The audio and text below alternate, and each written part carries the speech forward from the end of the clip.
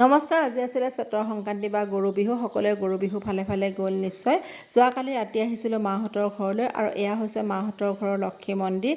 সৰুৰ পৰা দেখি আহিছোঁ যে চতৰ সংক্ৰান্তিৰ দিনাখনেই গোঁসাইক গামোচা দিয়াৰ লগতে শৰাই এভাগিও আগবঢ়োৱা হয়। আমিও মা লক্ষীৰ ওচৰত আশীৰ্বাদ বিচাৰিলোঁ যাতে বছৰটো সকলো কুশলে যাওক, সকলোৰে মংগল হওক। তাৰপিছত আহিলোঁ আমাৰ ঘৰতে থকা মা মনসা মন্দিৰলৈকে। মা মনসা মন্দিৰৰ পূজা বা ভিডিঅ'বোৰ আপোনালোকে হয়তো মোৰ চেনেলত দেখিয়েই থাকে।